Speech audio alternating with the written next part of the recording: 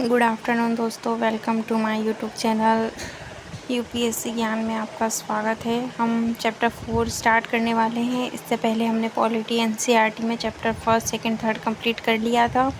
अब हम स्टार्ट कर रहे हैं लोकतांत्रिक सरकार के मुख्य तत्व चैप्टर 4। इस पार्ट में आप लोकतांत्रिक सरकार के कामों को प्रभावित करने वाली कुछ मुख्य बातों के बारे में पढ़ेंगे।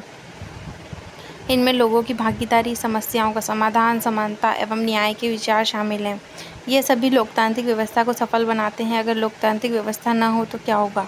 आइए जानने के लिए दक्षिण अफ्रीका में रहने वाली माया की कहानी पढ़ते हैं। ये वर्ल्ड का मैप है जिसमें दक्षिण अफ्रीका बताया हुआ है और हमारा भारत बताया हुआ है। अब हम इसके बारे में आगे पढ़ेंगे कि माया की कहानी क्या है। ठीक है।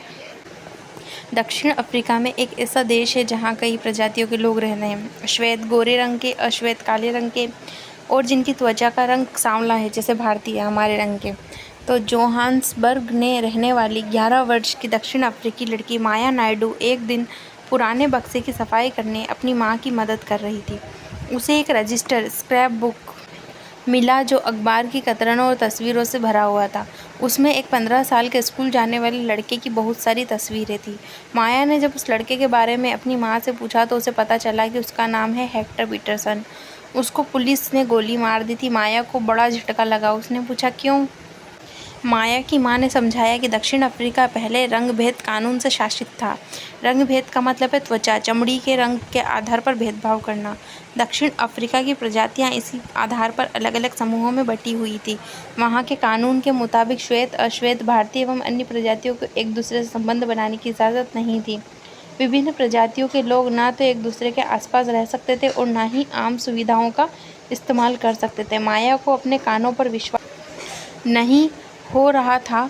रंग भेद कानून के तहत जिस तरह का जीवन था उसके बारे में बताते हुए माया की माँ की आवाज़ में बड़ा गुस्सा था।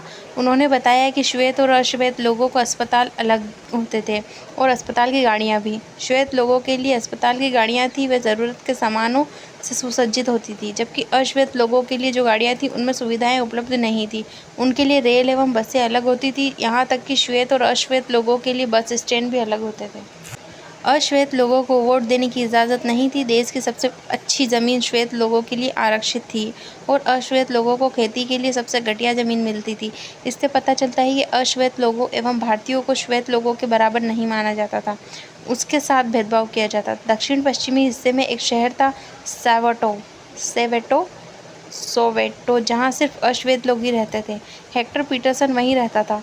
वहाँ के श्वेत लोग अफ्रीकांस भाषा बोलते थे। हेक्टर और स्कूल के अन्य विद्यार्थियों पर इस भाषा को सीखने के लिए जोर डाला जा रहा था, जबकि वे अपनी भाषा जूलू सीखना चाहते थे। हेक्टर एवं सहपाठियों के साथ मिलकर अफ्रीकांस सीखने का विरोध कर रहा था। दक्षिण अफ्रीका की पुलिस ने विरोध करने वाले इन लोगों को बेरहमी से पीटा, भीड़ पर गोलियां बरसाई।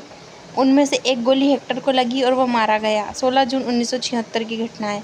अफ्रीकी राष्ट्रीय कांग्रेस और उनके जाने माने नेता नेल्सन मंडेला ने रंग भेद के खिलाफ बहुत लंबे समय तक संघर्ष किया। अंततः 1994 में उन्हें सफलता मिली और दक्षिण अफ्रीका एक लोकतांत्रिक देश बना। तब से सभी प्रजाति के लोग बराबर माने जाने लगे हैं। आइए अब समझने की कोशिश करते हैं कि सरकार के लोकतांत्रिक होने में हमारे लिए क्या मतलब है। सबसे पहले भागीदारी। हमारे यहाँ नियमित रूप से चुनाव क्यों होते हैं? आपने पिछले पार्ट में पढ़ा ही है कि लोकतंत्र में लोग निर्णय लेते हैं। चुनाव में वोट देकर वे अपने प्रतिनिधि को चुनते हैं। ये प्रतिनिधि लोगों की तरह से निर्णय लेते हैं। ये मानकर चला जाता है कि प्रतिनिधि निर्णय लेते वक्त लोगों की ज़रूरतों और मांगों को ध्यान में रखेंगे। अब एक क्वेश्चन है कि कुछ अखबार देखिए, मतलब करंट अफेयर्स की न्यूज़ को देखना है, उसमें से जो चुनाव की खबरों को चर्चा करनी है। अब सभी सरकारों को एक निश्चित समय के लिए चुना जाता है। भारत में यह अवधि 5 वर्ष की है। एक बार चुने जाने के बाद सरकार 5 वर्ष तक सत्ता में रहती है। सरकार या फिर उससे सत्ता में बने रहने तभी संभव है जब लोग उसे बार बार चुनें। चुनाव का समय लोगों के लिए बड़ी घड़ी है। वह घड़ी है जब वे लोकतंत्र में अपनी ताकत को महसूस करते हैं। इस तरह से नियमित चुनाव होने से लोगों को सरकार पर नियंत्रण बना रहता है। भागीदारी के अन्य तरीके हैं।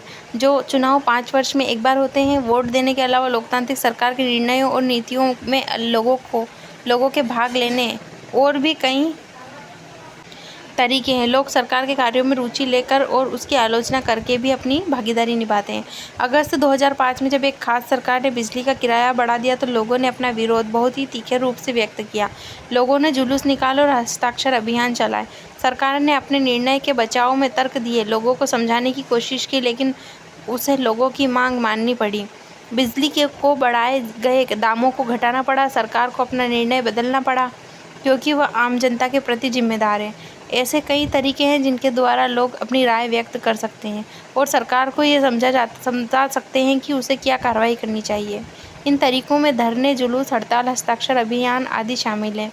इनके जरिए जो बात गलत है, उसे न्यायसंगत नहीं है, उन्हें सामने लाया जा सकता है। अखबार, पत्रिकाएं एवं टेलीविज़न भी जनता से जुड़े मुद्दों और सरकार की जिम्मेदारियों पर चर्चा करने में महत्वपूर्ण भूमिका निभाते हैं। जहाँ यह सच है कि लोकतंत्र लोगों को भागीदारी का मौका देता है, वही यह भी सच है कि सभी वर्ग के लोगों को यह मौका नहीं मिल पाता कि लोगों के लिए भागीदारी का एक अन्य तरीका यह भी है कि वे आंदोलन करें जो सरकार और उसके काम करने के तौर तरीके को चुनौती दे। दलितों, आदिवासियों, अल्पसंख्यकों, महिलाओं और अन्य लोगों की भागीदारी अक्सर इन आंदोलनों के जरिए ही हो पाती है। अगर देश के लोग सजग हैं और इस बारे में रुचि लेते हैं कि देश कैसे चलाया जाता है, तो उस देश की सरकार का लोकतांत्रिक स्वरूप और भी मजबूत होता है। अगली बार अगर हमें शहर, कस्बे या गाँव की गली से कोई जुलूस गुजरते दिखे तो हम एक क्षण रुककर पता करेंगे किस लिए निकाला गया है, उसमें भाग लेने वाले लोग कौन हैं और वे किस मुद्दे पर प्रदर्शन कर रहे हैं। इससे यह समझने में मदद मिलेगी कि हमारी सरकार कैसे काम करती है। विवादों का समाधान आप कैसे करेंगे? आपने माया की कहानी में पढ़ा कि कैसे विवादों और समस्याओं का समाधान करने के लिए कई बार हिंसा का प्रयोग किया जाता है। ऐसा इसलिए होता है कि एक समूह ये मान लेता है कि दूसरे समूह को विरोध करने से रोकने के लिए बल का इस्तेमाल करना उचित है। अब माया की कहानी को दोबारा पढ़िए और आपको पता लगेगा पुलिस द्वारा की गई हेक्टर की हत्या को रोका जा सकता था और कैसे रोका जा सकता था। इस पर सोच विचार कीजिए। विवाद तब उभरता है जब विभिन्न संस्कृतियों, धर्मों, क्षेत्रों और आर्थिक पृष्ठभूमियों के लोग एक दूसरे के साथ तालमेल नहीं बिठा पाते। ऐसा तब भी होता है जब लोगों को लगता है कि उनके साथ भेदभाव किया जा रहा है। लोग अपने विवादों को खत्म करने के लिए हिंसात्मक तरीके से अपनाते हैं, जिससे अन्य लोगों को भय और असुरक्षा की भावना फैलती है। सरकार की यह जिम्मेदारी होती है कि वह विवादों का समाधान। आइए अपने समाज में कुछ विवादों के बारे में पढ़ें और ये समझें कि सरकार इनके समाधान में क्या भूमिका निभाती है। धार्मिक जुलूस और उत्सव में कई समस्या का कारण बनते हैं। उदाहरण के लिए धार्मिक जुलूस किसी रास्ते पर निकलते हैं, यही कई बार विवाद का कारण बन जाता है। कई बार हिंसा भड़कने का खतरा रहता है। कभी कभी जुलूस के लोग उत्तेजित हो जाते हैं और कभी लोग जुलूस पर पत्थर फेंकने या उसे रोकने की कोशिश करते हैं। सरकार, खासकर पुलिस, ऐसे मौक़ों पर बहुत ही महत्वपूर्ण भूमिका निभाती है। पुलिस की जिम्मेदारी ये सुनिश्चित करने की होती है कि आपस में टकराव की स्थिति ना पैदा हो, हिंसा ना भड़के। वह सभी पक्षों को एक जगह बिठाकर बात करवाती है कि ताकि विवाद का सामना ना करना पड़े। नदियाँ भी कई बार विवाद का कारण बन जाती है। कुछ नदियाँ एक से अधिक राज्यों से होकर बहती है। जिन राज्यों से नदी गुजरती है उनके बीच में नदी के पानी का बंटवारा विवाद का कारण बन जाता है। उदाहरण के लिए आपने कर्नाटक और तमिलनाडु के बीच कावेरी नदी के पानी को लेकर चल रहे विवाद के बारे में सुना होगा। कर्नाटक में कृष्णा राजा सागर बांध से भरा हुआ पानी कई जिलों में सिंचाई के काम आता है। इस पानी में बेंगलुरु शहर की ज़रूरतें भी पूरी होती है। तमिलनाडु के मेटूर बांध से भरे हुए इसी नदी के पानी से राज्य में डेल्टा क्षेत्र में सिंचाई होती है। दोनों बांध एक ही नदी पर बने हुए हैं। कर्नाटक में कृष्णा राजा सागर बांध कावेरी नदी के ऊपरी छोर पर है और तमिलनाडु का मेटूर बांध नदी के निचले छोर पर। मेटूर बांध में पानी तभी भरा जा सकता है जब कृष्णा राजा सागर बांध से पानी छोड़ा जाए। दोनों राज्यों को अपने लोगों की ज़रूरतों के लिए भरपूर पानी चाहिए, जो कि नहीं मिल पाता। इससे विवाद उत्पन्न होता है। तब राष्ट्रीय सरकार ने कदम उठाना पड़ता है ताकि दोनों राज्यों के लिए पानी का सही बंटवारा हो पाए। ये कावेरी नदी का चित्र है, जो पिछले 30 सालों से दो राज्यों के बीच विवाद का मुद्दा बने रहने के बावजूद भी शांत भाव से बहती रहती है कावेरी नदी। अगला टॉपिक है समानता एवं न्याय। लोकतांत्रिक सरकार के मुख्य विचारों में से एक है उसका न्याय और समानता के प्रति वचनबद्ध होना। न्याय एवं समानता को एक दूसरे से अलग नहीं किया जा सकता। अब वापस से माया की कहानी ने सरकार ने क्या इस विचार का समर्थन किया है कि सभी लोग बराबर हैं? डॉक्टर अम्बेडकर की कहानी के क्या स्पष्टता के व्यवहार से समानता के विचार को ठेस पहुँचाई है? अस्पृश्यता यानी छुआछूत की प्रथा पर अब कानून द्वारा रोक लगा दी गई है। लंबे समय तक दलित लोगों को शिक्षा, स्वास्थ्य एवं यातायात की सुविधाओं से वंचित रखा गया। पहले हालत यह थी कि उन्हें सार्वजनिक मंदिरों में घुसने नहीं दिया जाता था। डॉक्टर अम्बेडकर, जिनके बारे में आपने पहले पढ़ा, और कई अन्य लोगों ने जोर देकर कहा कि यह अमानवीय है। न्याय तभी प्राप्त हो सकता है जब लोगों के साथ बराबरी का व्यवहार हो। सरकार भी समानता और न्याय की ज़रूरत को पहचानती है और उन समयों के लिए विशेष प्रावधान करती है जो समाज में अब भी बराबर नहीं माने जा रहे हैं। जैसे हमारे समाज में आम प्रवृत्ति है कि लोग लड़कों की देखभाल लड़की से ज़्यादा करते हैं। इसका मतलब है कि समाज लड़कियों को उतना महत्व नहीं देता जितना लड़कों को देता है। यह धारणा गलत है एवं अन्यायपूर्ण है। इसे दूर करने के लिए सरकार ने कुछ कदम उठाए हैं। सरकार ने कुछ विशेष प्रावधान किए जिससे लड़कियां अपने साथ होने वाले अन्याय से छुटकारा पा सकेगी। उदाहरण स्वरूप सरकारी स्कूल और कॉलेजों में लड़कियों की फीस खत्म या कम करने का प्रावधान किया गया है। अब इस क्वेश्चंस पर सोच विचार कीजिए और इनके आंसर को बताइए कि आपके अनुसार क्या फ़ीस घटा देने से लड़कियों को स्कूल जाने में मदद मिलेगी? क्या आपने किसी के साथ कोई भेदभाव होते देखा है? उदाहरण देकर बताना पड़ेगा। तो इस स्थिति में आपकी उसकी क्या मदद करेंगे अगर ऐसा कुछ होता है तो? और क्या आपने अन्य लोगों के आपसे सहमत हैं? जो लोग भेदभाव कर रहे थे उन्हें आपने कैसे समझाया ये भी बताया। अब ये क्वेश्चन है जो हमने अभी पार्ट में कहानी पढ़ी माया की, उसके ऊपर है फर्स्ट वाला क्वेश्चन। तो हमें वो कहानी समझ में आ ही गई है, उसके हिसाब से हम इसका क्वेश्चन आंसर भी दे सकते हैं। आज दक्षिण अफ्रीका में माया का जीवन कैसा होगा? सोच सकते हैं हम वहाँ के भेदभाव से, पहले कैसा भेदभाव था, फिर वो भेदभाव हटाया गया है, तो उस बारे में हमको लिखना है।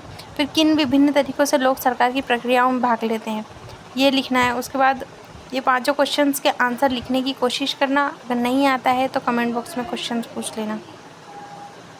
तब तक के मिलते हैं, धन्यवाद। तब तक के मिलते हैं अगले चैप्टर में। अगर वीडियो अच्छी लगी तो सब्सक्राइब करें, लाइक करें, दोस्तों को शेयर करें और मिलते हैं नेक्स्ट चैप्टर में।